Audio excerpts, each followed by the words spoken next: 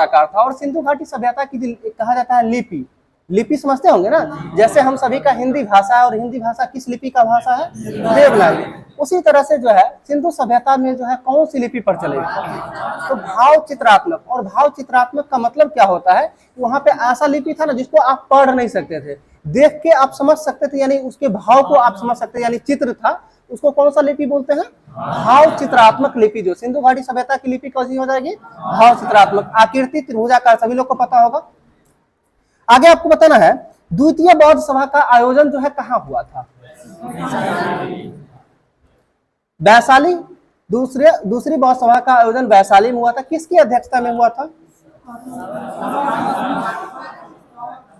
अध्यक्षता पूछ रहे हैं। कालाशोक के शासन काल में हुआ था। आपसे अध्यक्षता करने वाले पूछ रहे हैं आपको। सवाकामी हो जाएंगे। सवाकामी के अध्यक्षता में जो है द्वितीय बौद्ध संगीति हुआ था, जो कि कब हुआ था? 383 हुआ था। पहला कब हुआ था? 483, दूसरा 383, तीसरा 255 देता है, 255 हाँ, या फिर 250 देता है।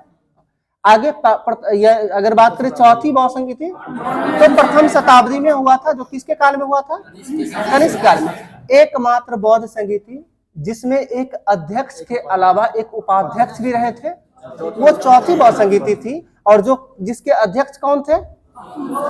अश्वघोष अध्यक्षता, और उपाध्यक्ष वसुमित्र के द्वारा जो है उपाध्यक्षता किया गया था। ठीक है, जो कि कनिष्क के काल में हुआ था। ठीक है, आगे आपको बताना है चालीसा ग्रुप जो है, यानी जिसे तुर्क ए चहलगानी के नाम से जानते हैं, जिसका स्थापना इल्तुतमिश के द्वारा किया गया था। तो आप लोग को बताना है इसे विनाश करने का काम किसने किया? बलबन के द्वारा किया गया था। और आप लोग को यह भी बताना है कि बलबन किस वंश का शासक था? गुलाम वंश का शासक था ना। बलबन गुलाम वंश का शासक था। ठीक है, हाँ, क्या हुआ? देखिए, गुलाम वंश अगर इसमें आता है, दिक्कत आता है कहाँ पे? एक शमसी वंश जो आता है वो इल्तुतमिश के बारे में कहा जाता है। ठीक है, इल्तुतमिश के बारे में कहा जाता है, वो शमसी वंश से संबंध रखता था। लेकिन अगर शासक पूछा जाएगा आपके एग्जाम में, तो वो गुलाम वंश का शासक था, न कि शमसी वंश का शासक था। अगर किस वंश से संबंधित था इल्तुतमिश, तो शमसी। ठीक है, लेकिन शासक किस वंश पे शासन कर रहा था? गुलाम वंश में कर रहा था ना। ठीक, आगे बताना है आपको 1529 ईस्वी में जो है किसने दक्षिण बिहार पर आक्रमण किया, लेकिन शेर खां के द्वारा वह परास्त हो गया था? ठीक है, शेर खां किसका नाम था? शेरशाह सूरी का। ठीक है, शेरशाह सूरी का। और आपको बताना है ये 1529 में जो है दक्षिण बिहार पर आक्रमण किया था, वह व्यक्ति कौन था जो है शेर खां के द्वारा पराजित हो गया था? वह व्यक्ति था नुसरत शाह था। कौन था? नुसरत शाह था, जो 1529 में दक्षिण बिहार पे आक्रमण किया था। ठीक, आगे बताना बंगाल विभाजन को जो है किसके समय में जो है वापस लिया गया था? लॉर्ड हार्डिंग द्वितीय। लॉर्ड हार्डिंग द्वितीय, जो कि कब? 1911 में। और बंगाल विभाजन हुआ कब था? 1905 में। अगर बात करें बंगाल विभाजन की घोषणा कब हुआ था? 19 जुलाई 1905। 19 या 20 जुलाई भी देता है, 19 या 20 जुलाई, यानी 19 जुलाई के मध्यरात्रि में हुआ था। तो 19 जुलाई 1905 को बंगाल विभाजन की घोषणा। और बंगाल विभाजन के फलस्वरूप जो है एक आंदोलन हुआ, जो विरोधी आंदोलन, जिसको स्वदेशी आंदोलन के नाम से जानते हैं। और स्वदेशी आंदोलन हुआ कब था? 1905 में। अगर तिथि की बात करें तो 7 अगस्त 1900 कब हुआ था स्वदेशी आंदोलन? 7 अगस्त 1905 को हुआ था। ठीक है, आगे आपको बताना है बंगाल विभाजन को लागू कब किया गया? तो 16 अक्टूबर 1905 को बंगाल विभाजन को जो है लागू किया गया था। सही है, आगे आपको बताना है संवैधानिक सभा के जो है संवैधानिक सभा के संवैधानिक सलाहकार जो है वो कौन व्यक्ति थे?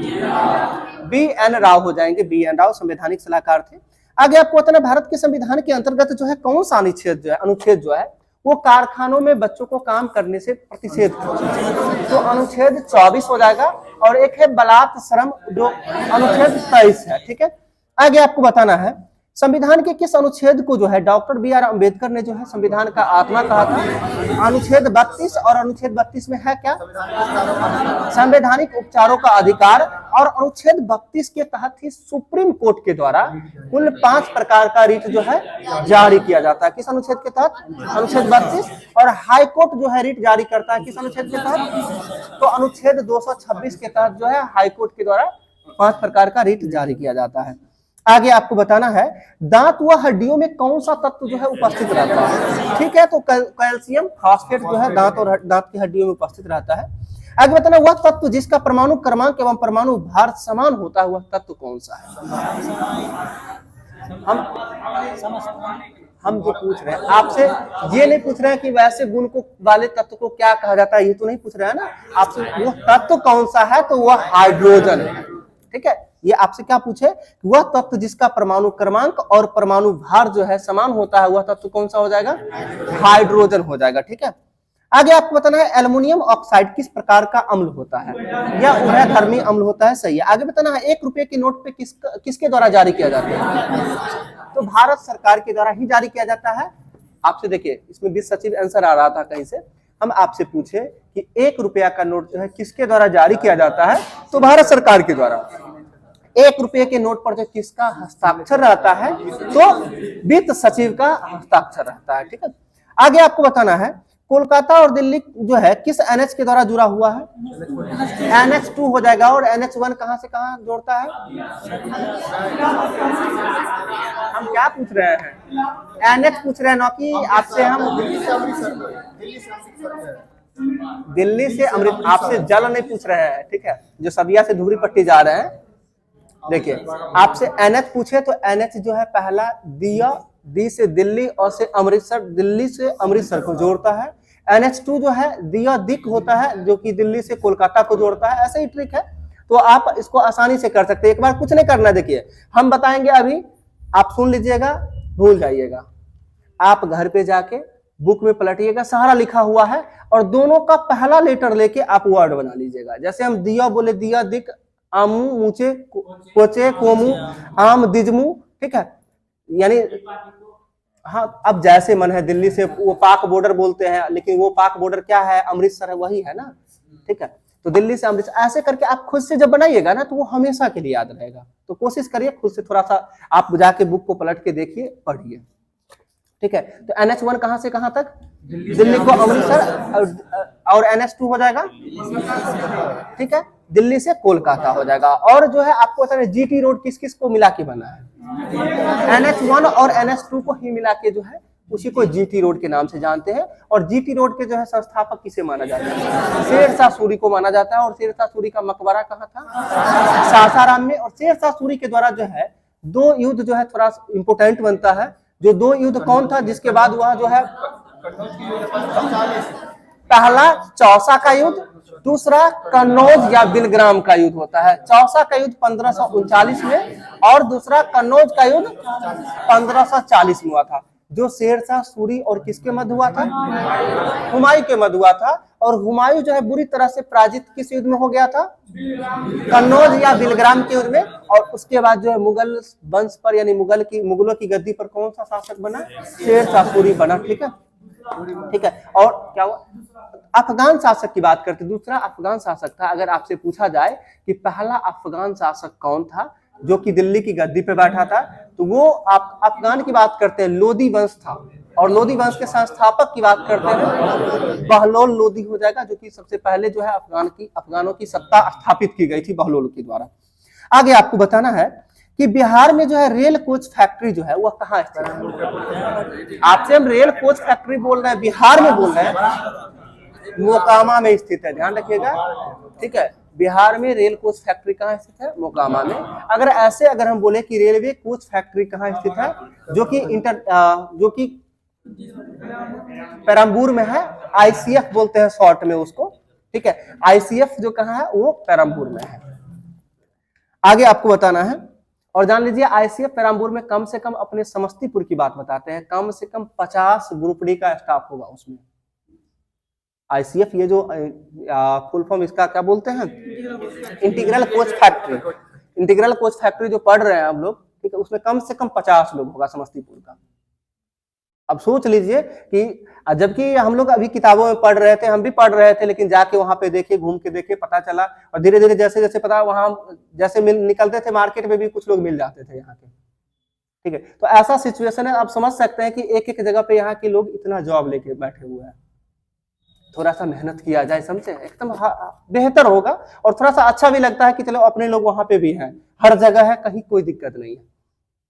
आगे आपको बताना है कि किस पंचवर्षीय योजना में जो है तीव्रतर संपोषीय तथा अधिक समावेशी विकास का दृष्टिकोण रखा गया था। 12वीं पंचवर्षीय योजना, और पंचवर्षीय योजना का अंतिम पंचवर्षीय योजना कौन सा रहा? 12वीं पंचवर्षीय योजना हो गया। और पंचवर्षीय योजना का अनुमोदन कौन करता था? राष्ट्रीय विकास परिषद। ठीक है, आगे आपको बताना, भारतीय राष्ट्रीय कांग्रेस की जो है कार्य समिति ने भारत छोड़ो प्रस्ताव कहां पारित किया था? वर्धा में किया था, बिल्कुल सही है, वर्धा। भारतीय राष्ट्रीय कांग्रेस की कार्य समिति ने जो है भारत छोड़ो का प्रस्ताव कहां जो है पारित किया था? वर्धा में किया था। आगे बताना है 1918 की अहमदाबाद मजदूर हड़ताल का नेतृत्व किसके द्वारा किया? महात्मा गांधी के द्वारा। देखिए, सर्वप्रथम महात्मा गांधी के द्वारा प्रथम भूख हड़ताल जो है वही था, अहमदाबाद मिल मजदूरों के खिलाफ था। ठीक है, मतलब समर्थन में था। हाँ, वही क्या हुआ? Textile labour association, Mahatma Gandhi वही कपड़ा वाला, ये टेक्सटाइल का मतलब ही कपड़ा है, वो कपड़ा मजदूर था। आगे बताना, उलगुलान विद्रोह, जिसको हम सभी जानते हैं कि ब्रिटिश के विरुद्ध जो है जनजातीय विद्रोह था, जिसको संगठित करने का काम कौन किया था? बिरसा मुंडा। ठीक है, बिरसा मुंडा के द्वारा। यानी आपसे सीधा पूछा जा सकता है कि उलगुलान विद्रोह के नेतृत्वकर्ता कौन थे? बिरसा मुंडा हो जाएंगे। सही है। आगे बताना है MIRC में जो कंप्यूटर से संबंधित शब्द है, जिसमें C का अर्थ क्या होता है? C का अर्थ ही कंप्यूटर होता है। ठीक है, आगे बताना, कौन सा स्थान जो है कंप्यूटर प्रोग्राम एवं डेटा संचयित करता है, यानी डाटा को संचयित करने का काम कौन करता है? स्टोरेज यूनिट उसको बोलते हैं। उसको देखिए, ये सब आसान प्रश्न है, और आसान में क्या होता है, सब कुछ आपको समान ही देखने को मिलेगा। भाषा को थोड़ा सा समझिएगा कि कौन सा स्थान जो है कंप्यूटर प्रोग्राम को संचयित करने का काम करता है, उसे जो है स्टोरेज यूनिट बोला जाता है। आगे बताना, मानव मस्तिष्क का कौन सा भाग जो है भूख का नियंत्रण करता है? तो भूख का नियंत्रण यानी भूख प्यास का नियंत्रण जो है कौन करता है? हाइपोथैलेमस करता है। और एक ठंडा गर्म को पहचानने का काम कौन करता है? वो थैलेमस ग्रंथि ग्लैंड का काम होता है, जो ठंडा गर्म को पहचानने का काम करता है। आगे आपको बताना है, ई सहयोग परियोजना जो है यह किस विभाग के द्वारा जो है स्टार्ट किया गया था? ई सहयोग परियोजना जो है यह जो है आयकर विभाग के द्वारा जो है स्टार्ट किया गया था। आगे बताना है, भारत में जो है बीमा क्षेत्र को नियंत्रित करने का काम जो है किसके द्वारा किया जाता है? इरडा के द्वारा किया जाता है, जो बीमा क्षेत्र को नियंत्रित करने का काम इरडा करती है। आगे बताना, नील नदी किस महाद्वीप में प्रवाहित होती है? अफ्रीका महाद्वीप में जो है नील नदी प्रवाहित होती है। ठीक है, और नील नदी पे बना हुआ बांध आसवान बांध जो है नील नदी पर है। ठीक है, और नील नदी का देन जो है किस देश को कहा जाता है? तो मिस्र को जो है नील नदी का देन कहा जाता है। आगे बताना है आपको, भारतीय संविधान का कौन सा अनुच्छेद मौलिक कर्तव्यों से संबंधित है? अनुच्छेद पूछे हैं तो अनुच्छेद 51 का क हो जाएगा, जो मौलिक कर्तव्य से संबंधित है। अगर संविधान की भाग की बात करें तो भाग 4 का क हो जाएगा। ठीक है, आपको बताना है अनुच्छेद 51 में क्या है। ठीक है, सुन लीजिए, अंतरराष्ट्रीय शांति सुरक्षा जो अनुच्छेद 51 में है, और इसे आम भाषा में बोला जाता है क्या? विदेश नीति। विदेश नीति किस अनुच्छेद में हो जाएगा? अनुच्छेद 51। अंतरराष्ट्रीय का मतलब क्या हुआ? सभी देशों के लेके हम चलते हैं इंटरनेशनल स्तर पे, जिसे हम विदेश नीति के रूप में जानते हैं, जो अनुच्छेद 51। आगे बताना है आपको, अति शक्तिशाली सुपर कंप्यूटर तियानही 2 जो है ये कहाँ का है? चीन का है, बिल्कुल सही है। आगे बताना है आपको, भारतीयों ने साइमन कमीशन का बहिष्कार क्यों किया था? क्योंकि इसमें जो है भारतीय एक भी सदस्य नहीं थे। और कितना सदस्यीय कमेटी था ये? 7 सदस्यीय कमेटी था। और आपको ये बताना है कि भारतीयों के बहिष्कार करने के बावजूद भी ऐसा 2 पार्टी था जिस पार्टी के द्वारा जो है साइमन कमीशन को समर्थन प्राप्त था। एक पंजाब यूनियनिस्ट पार्टी था, दूसरा जस्टिस पार्टी था। कौन था? पंजाब यूनियनिस्ट पार्टी और दूसरा जस्टिस पार्टी, जिसके द्वारा जो है साइमन कमीशन को समर्थन प्राप्त था। ठीक है, और साइमन कमीशन के विरोध फलस्वरूप किनकी मृत्यु हो जाती है? लाला लाजपत राय को मृत्यु हो जाती है। कहाँ में? लाहौर में हो जाती है। कब? तो 1928 में। साइमन कमीशन का बताना है गठन कब हुआ? 8 नवंबर 1927 को साइमन कमीशन का गठन हुआ था। भारत आने की बात करते हैं तो 3 फरवरी 1928 को भारत आया था साइमन कमीशन। और भारतीयों के विरोध के बावजूद भी साइमन कमीशन अपना रिपोर्ट कब प्रस्तुत किया था? 1930 में जो है साइमन कमीशन अपना रिपोर्ट प्रस्तुत किया था। ठीक है, और इसी के ये जो साइमन कमीशन आया था यह किसके लिए आया था? किसके मूल्यांकन? तो 1919 का भारत शासन अधिनियम था जिसके मूल्यांकन के लिए आया था कि 1919 का भारत शासन अधिनियम का क्या इफेक्ट रहा भारत में, जिसके मूल्यांकन के लिए कौन सा कमेटी? साइमन कमीशन का गठन हुआ था। आगे आपको बताना है 12वीं पंचवर्षीय योजना काल के लिए जो सेवा क्षेत्र की औसत लक्षित वृद्धि दर क्या था? वो 10% था। सेवा क्षेत्र से 10% था। आगे बताना चंपारण कृषि कानून किस वर्ष पारित किया गया था? 1918 में। चंपारण कृषि कानून जो है यह किस वर्ष पारित किया गया था? 1918 में पारित किया गया था। सही है। आगे बताना है आपको 1931 ईस्वी में जो है बिहार सोशलिस्ट पार्टी का गठन हुआ था, जो किसके द्वारा किया गया था? क्वेश्चन को अच्छा सुनिएगा। 1931 ईस्वी में बिहार सोशलिस्ट पार्टी का गठन हुआ था, जो किसके द्वारा किया गया था? तो फूलन प्रसाद वर्मा के द्वारा किया गया था। फूलन प्रसाद वर्मा के द्वारा किया गया था। और 1934 वाली जो आती है, जो बिहार कांग्रेस सोशलिस्ट पार्टी का गठन होता है, जो किसके द्वारा? जयप्रकाश नारायण के द्वारा किया जाता है। आगे आपको बताना है कि भारतीय राष्ट्रीय कांग्रेस की ऐतिहासिक अधिवेशन जो था लाहौर अधिवेशन, जो कब हुआ था? 1929 में, जिसकी अध्यक्षता JL नेहरू के द्वारा किया गया था। आपको बताना पूर्ण स्वराज का लक्ष्य कब निर्धारित किया गया? 1929 में। ठीक है, 1929 में। और पूर्ण स्वाधीनता की बात करें तो 1927 में। पूर्ण स्वाधीनता की बात करेंगे तो मद्रास अधिवेशन था, और जिस अधिवेशन की अध्यक्षता डॉक्टर MA अंसारी के द्वारा किया गया था। कब? 1927 में।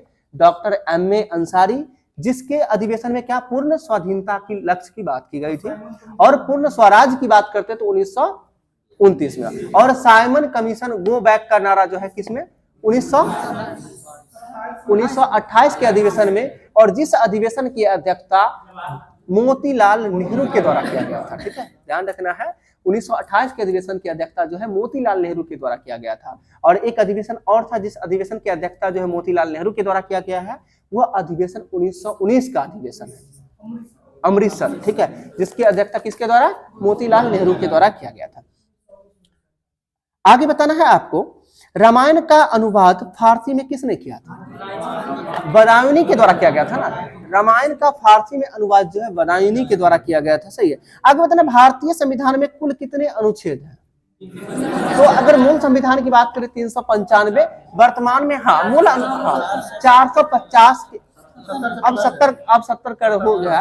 ठीक है, तो 450 प्लस पहले देता था तो उसको लेके चलिए। ठीक है, लेकिन ऐसे जान लीजिए मूल संविधान में कितना अनुच्छेद है? 395। इस पे फोकस रखिए। आगे बताना है WWF जो है वर्ल्ड वाइल्ड फंड जो होता है, ठीक है, जिसका प्रतीक क्या है? लाल पांडा। ठीक है, लाल पांडा जिसका प्रतीक, हाँ लाल पांडा इसका प्रतीक है। और इसका मुख्यालय की बात करते कहाँ है? ग्लांड स्विट्जरलैंड में पड़ता है।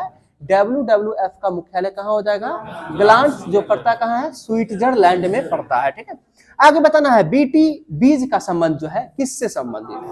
तो बीटी कपास का एक किस्म है। ठीक है, तो इसे ध्यान रखना है बीटी किसका जो है? तो कपास का हो जाएगा। सही है। आगे बताना कैंसर के उपचार में जो है के लिए प्रयुक्त तत्व कौन सा है? सुन लीजिए अच्छा से, कैंसर के उपचार करने के लिए जो है प्रयुक्त तत्व की बात करते हैं वो रेडॉन देता है। ठीक है, वो रेडॉन देता है। ठीक है, और समस्थानिक की बात यदि करते हैं तो कोबाल्ट 60 हो जाता है, 60 हो जाता है। ठीक है, आगे बताना है कांच प्रबलित प्लास्टिक बनाने के लिए किस प्रकार के कांच का प्रयोग किया जाता है? वो रेशा कांच होता है। ठीक है, यानी कांच प्रबलित प्लास्टिक बनाने के लिए किस कांच का प्रयोग करते हैं? रेशा कांच का प्रयोग करते हैं। पेनिसिलिन की खोज बताइए किसके द्वारा किया गया? अलेक्जेंडर फ्लेमिंग के द्वारा किया गया था, ब्लड का पीएच मान बताइएगा, 7.4 हो जाएगा, सही है। मिल्क ऑफ मैग्नीशिया का पीएच मान बताइएगा, 10.5 यानी 10.5 हो जाएगा। मिल्क ऑफ मैग्नीशिया का पीएच मान हो जाएगा, ठीक है। आगे बताना, नीति आयोग का स्थापना कब हुआ था? ठीक है, 1 जनवरी 2015 को जो है नीति आयोग का स्थापना हुआ था, ठीक है। और नीति आयोग के जो है प्रथम अध्यक्ष कौन थे? नरेंद्र मोदी हो जाएंगे। और इसके प्रथम उपाध्यक्ष की बात करते हैं, अरविंद पनगड़िया हो जाएंगे, ठीक है। तो योजना आयोग के अंतिम उपाध्यक्ष कौन थे? हाँ हाँ हाँ, योजना आयोग के मोंटेक सिंह अहलूवालिया, ठीक है। हाँ, मोंटेक सिंह अहलूवालिया हो जाएंगे, इसके अंतिम उपाध्यक्ष हो जाएंगे, ठीक है। आगे बताना, द ऑडेसिटी ऑफ होप किसके द्वारा पुस्तक लिखा गया? ठीक है, बिल्कुल सही है, बराक ओबामा के द्वारा जो है द ऑडेसिटी ऑफ होप पुस्तक लिखा गया है, ठीक है। आगे बताना है, समय के संदर्भ में प्रयुक्त संक्षिप्त शब्द होता है एडी। आप समझ सकते हैं, एडी और बीसी जो पढ़ते आ रहे हैं, तो एडी का फुल फॉर्म क्या होता है? तो एनो डोमिनो जो है इसका फुल फॉर्म होता है, एनो डोमिनो जो है इसका फुल फॉर्म होता है। आगे बताना, शहीद दिवस कब मनाया जाता है? देखिए, अगर सुन लीजिए, अगर शहीद दिवस की यदि बात करें, 30 जनवरी आप बोल सकते हैं। अगर शहादत दिवस की बात करते हैं, जिसमें साफ साफ लिखा हुआ रहता है भगत सिंह सुखदेव राजगुरु के शहादत दिवस कब है, तब जाके वो 23 मार्च होता है, ठीक है। हाँ, 23 मार्च होता है। बिहार में 15 फरवरी को शहीद दिवस बिहार सरकार घोषणा की, ठीक है। आगे बताना है, भारतीय झंडे में चक्र का रंग कैसा होता है? नीला होता है, सही है। आगे बताना, आपको पंचतंत्र किसके द्वारा लिखा गया था?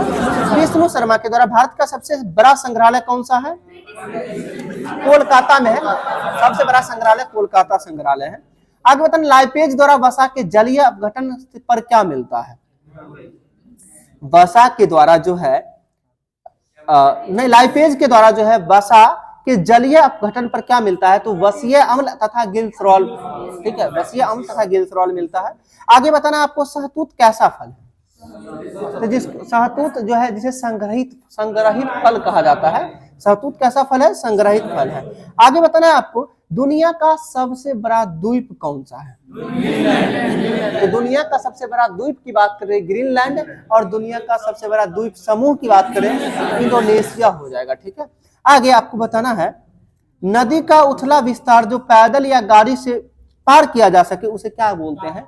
उसे फियोर्ड तट बोला जाता है। फियोर्ड यानी उभरा हुआ जो तट रहता है, जिसे पैदल या गाड़ी से लोग पार कर जाता है, उसे क्या बोलते हैं? फियोर्ड। देखते हो, कभी कभी नदी में देखने को मिलता होगा कि दोनों साइड पानी रहता है, बीच में उभरा हुआ रहता है, जो लोग पैदल उससे जा सकता है, उसे फियोर्ड बोला जाता है, ठीक है। आगे बताना है आपको, प्रकाश वर्ष जो है यह किसका इकाई होता है? दूरी का होता है, सही है। आगे बताना है, क्वांटम संख्याएं जो है कितने प्रकार की होती है? तो क्वांटम संख्याएं 4 प्रकार की होती है, सही है। भारी जल का रासायनिक नाम ड्यूटेरियम ऑक्साइड होता है, सही है। आगे बताना, भारत के किस राज्य में सबसे अधिक सूती वस्त्र मिल है?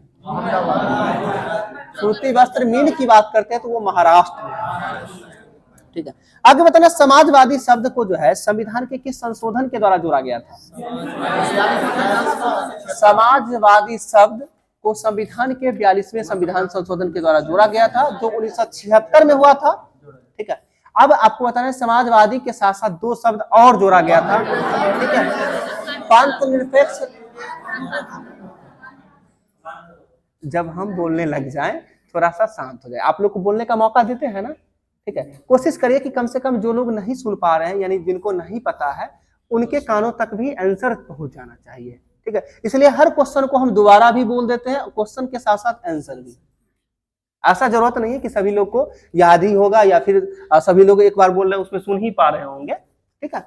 इसलिए तो 42वें संविधान संशोधन 1976 के तहत जो है प्रस्तावना में 3 शब्द को जोड़ा गया था, जो कौन कौन सा वर्ड था? समाजवादी, पंथ निरपेक्ष और अखंडता, ठीक है। ये 3 वर्ड को जोड़ा गया था। शॉर्ट में याद रखने के लिए SAP भी याद रख सकते हैं, साप, या फिर पास याद रख सकते हैं PAS, पंथ निरपेक्ष, अखंडता और समाजवादी, PAS, यानी इससे आप तीनों वर्ड को जोड़ा गया था कब? 42वें संविधान संशोधन 1976 के तहत। और ये सब ऐसा क्वेश्चन है कि 4 ऑप्शन निम्न में से कौन सा जो है 42वें संविधान संशोधन में नहीं जोड़ा गया था? आपको वर्ड दिया हुआ रहेगा, जो प्रस्तावना में सभी वर्ड शामिल है उसी में से वर्ड रहेगा। आपको ये 3 पता रहेगा तो चौथा ऑटोमेटिक छांट लेंगे, ठीक है। आगे बताना है, भारत में जो है ब्लॉक स्तर पर बनी पंचायत समिति जो है यह केवल कैसा होता है? यह समन्वय और पर्यवेक्षी जो है पदाधिकारी होता है, पर्यवेक्षी पदाधिकारी होता है जो ब्लॉक स्तर पर पंचायत समिति होता है। यानी ये पूछा जाता है कि पंचायत समिति का गठन जो है किस स्तर पर होता है। तो आपको जितने सभी लोग हैं लगभग गांव से बिलोंग करते हैं, सभी लोग को पता होगा कि पंचायत समिति जब बोलते हैं ना तो लगता है क्या, पंचायत समिति तो गांव के पंचायत द्वारा चुना जाता है। तो आप उसमें ऑप्शन में साफ साफ दिखेगा, ठीक है, ग्राम पंचायत मार के आराम से टिक करके निकल जाएंगे। लेकिन वो किस स्तर पे होता है? ब्लॉक स्तर पे जो है पंचायत समिति का गठन होता है। आगे बताना है आपको, एक नया राज्य बनाने में संवैधानिक संशोधन के लिए कैसा बहुमत होना चाहिए? तो एक नया राज्य बनाना है, नया राज्य बनाना है यानी कहने का मतलब साधारण बहुमत होना चाहिए, ठीक है। आगे बताना है, काली क्रांति का संबंध जो है किस क्षेत्र से? तो काली क्रांति पेट्रोलियम यानी कच्चा तेल उत्पादन से संबंधित है, ठीक है। वहां वही बायोडीजल हो गया काली क्रांति। आगे आपको बताना है, किस वायसराय के कार्यकाल में जो है भारतीयों को राय बहादुर और खान बहादुर की उपाधियां प्रदान करना प्रारंभ हुआ था? यानी भारतीय को जो है राय बहादुर, खान बहादुर की उपाधि जो मिलती थी वह किस वायसराय के काल से प्रारंभ हुआ था? लॉर्ड लिटन के काल से प्रारंभ हुआ था। कब, किसके काल से? लॉर्ड लिटन के काल से प्रारंभ हो गया था। और बात करते हैं लॉर्ड लिटन का, तो लॉर्ड लिटन कब, इनका कार्यकाल कब था? 1876 से लेके 1880 तक जो है लॉर्ड लिटन का कार्यकाल था, ठीक है, 1876 से 1880 तक, जिसमें जो है लॉर्ड लिटन के बारे में बहुत कुछ पॉइंट है इंपोर्टेंट, जो कि प्रेस के लिए जो है एक एक्ट लाया था, जिस एक्ट का नाम वर्नाकुलर प्रेस एक्ट, ठीक है। Vernacular press act Lord Lytton के द्वारा ही लाया गया था, जो कब लाया गया था? 1878 में लाया गया था। जो किस पत्रिका के लिए लाया गया था? सोम प्रकाश के लिए लाया गया था। और इससे बचने के लिए, और ये वर्नाकुलर प्रेस एक्ट में क्या कहा जाता था कि जो मतलब स्थानीय भाषाओं में जो है समाचार पत्र का प्रकाशन न हो। और स्थानीय भाषा में समाचार पत्र का प्रकाशन का मतलब है कि कोई भी व्यक्ति थोड़ा सा पढ़ा लिखा है तो वो सबको सारा समाचार यानी समझ जाएगा क्या है नहीं है, इसलिए स्थानीय भाषा में समाचार पत्र रहेगा ही नहीं जो सभी भारतीय समझ जाए। अभी भी जान रहे हैं हमारे यहाँ के लोग जो है इंग्लिश से दूर भागते फिरते हैं, वही उस समय का वही स्थिति था, जिसके लिए एक एक्ट आया था जिसका नाम वर्नाकुलर प्रेस एक्ट था 1878 में। और आगे चल के जो है इसको समाप्त करने का काम किसके द्वारा किया गया था? तो लॉर्ड रिपन के द्वारा, जिसे भारत के उद्धारक कहा जाता है। और लॉर्ड रिपन को भारत की उद्धारक की संज्ञा जो है किसके द्वारा दिया गया? फ्लोरेंस नाइटिंगेल के द्वारा जो है, ठीक है, जो लॉर्ड रिपन को भारत का उद्धारक की संज्ञा दिया गया है, ठीक है। और बोला जाए तो स्थानीय स्वशासन का जनक किसे कहा जाता है? तो लॉर्ड रिपन को ही कहा जाता है। हम लॉर्ड लिटन के बारे में जान रहे थे, तो लॉर्ड लिटन के द्वारा जो है सिविल सेवा में प्रवेश की आयु जो था, जो कितना वर्ष से घटाकर कितना कर दिया था? 21 वर्ष से घटाकर 19 वर्ष कर दिया था, न कि 18 वर्ष किया गया था। 21 से 19 कर दिया था लॉर्ड लिटन के द्वारा, जो कि आप समझ सकते हैं सिविल सेवक का मतलब क्या होता है, एक आईएएस अधिकारी।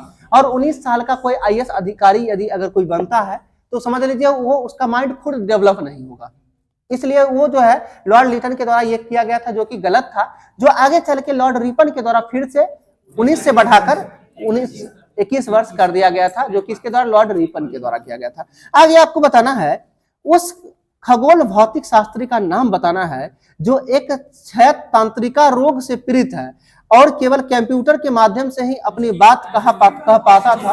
वह स्टीफन हॉकिंग थे। कौन थे? स्टीफन हॉकिंग थे, सही है। आगे बताएं, दिल्ली चलो का नारा किसके द्वारा दिया गया था? सुभाष चंद्र बोस के द्वारा दिया गया था। भारत की बुलबुल किसे कहा जाता है?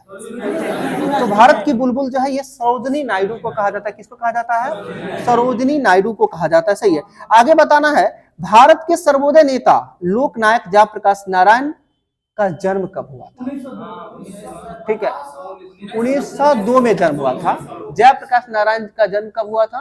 1902 में। और इनकी मृत्यु कब हो जाती है? 1979 में होती है। जयप्रकाश नारायण जी का मृत्यु कब होती है? 1979। यानी इनका जीवन काल पूछा जाता है 1902 से लेकर 1979 तक हो जाएगा। सही है। आगे बताना, विश्व बैंक का दूसरा नाम क्या है? IB, ठीक है, IBRD हो जाएगा। IBRD यानी विश्व बैंक। और विश्व बैंक का स्थापना कब हुआ था? 1945 में। विश्व बैंक का स्थापना 1945 में। और विश्व बैंक का मुख्यालय वाशिंगटन DC ना, वाशिंगटन DC। सही है। आगे बताना है, विश्व का सबसे बड़ा दूरदर्शी कहाँ स्थित है? वो चीन में पड़ता है। विश्व का है तो सबसे बड़ा कहाँ? चीन में है। जो कहाँ? चीन के कहाँ को जगह है? तो गुइझाऊ जगह है। गुइझाऊ जगह पे जो है पड़ता है। आगे बताना है, बिहार का द्वितीय राजभाषा क्या है?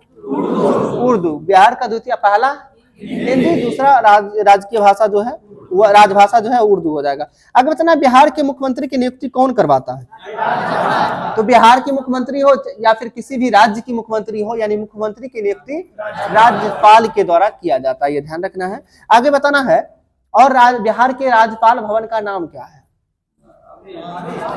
राजभवन ना, राजभवन, राजभवन। हाँ, राज्यपाल जहाँ रहते हैं, आप देखे होंगे न्यूज में, जो मुख्यमंत्री शपथ लेने के लिए कहाँ जाते हैं, या जो भी मंत्री है राजपाल के ऑफिस में ही जाते हैं ना, जिसको किस राजभवन बोलते हैं, राजभवन। ठीक है। आगे बता, हाँ देखिए, ये सब सिंपल कॉमन क्वेश्चन है। आप कभी आप पढ़ेंगे नहीं बुक में, कभी प्रीवियस ईयर में नहीं देखने को मिलेगा, एग्जाम में दिख जाएगा, आप कंफ्यूज कर जाएंगे थोड़ा देर के लिए। इसलिए कोशिश करिए जो चीजों को सुने। अभी देखिए, सबसे इंपॉर्टेंट होता क्या है जॉब के लिए या किसी भी एग्जाम में बेहतर के लिए, ये ज्यादा जरूरी नहीं है कि आपको खूब आता है, आप खूब किताब पढ़ रहे हैं, बहुत सारा क्वेश्चन आप जान ले तभी होगा। आसपास में कौन सी घटना घटित हो रही है, क्या घट रहा है, उस चीजों से अवगत रहिए। आप देखें, अभी SI मेंस का एग्जाम हुआ था कुछ दिन पहले, जिसमें करंट अफेयर्स की बात करते हैं। SI में कभी करंट नहीं पूछता था मेंस में, ठीक है। पहली बार 4-5 क्वेश्चन ला के दे दिया, जो कि ऐसा भी क्वेश्चन ऐसा दिया जो क्वेश्चन हाईलाइटेड था, जो आसपास में घटित हो रहा है। सारा क्वेश्चन करंट का जो भी था सब आसपास में सुना हुआ क्वेश्चन था, पॉपुलर था। और जो स्टूडेंट है अगर वो ध्यान ही नहीं देंगे कि क्या हो रहा है नहीं हो रहा है, यहाँ पे क्या चल रहा है नहीं चल रहा है, तो फिर करंट अफेयर्स किसको बोलते हैं? आप एक तरह समझिए करंट अवेयरनेस होता है एक तरह से, जो आप जो है उससे आप अवेयर रहिए, आप जानिए चीजें हो क्या रही है। एग्जाम में कभी दिक्कत नहीं होगी। ऐसा जरूरी नहीं है कि करंट अफेयर्स में बहुत भारी भारी क्वेश्चन आता है, कभी नहीं आता है।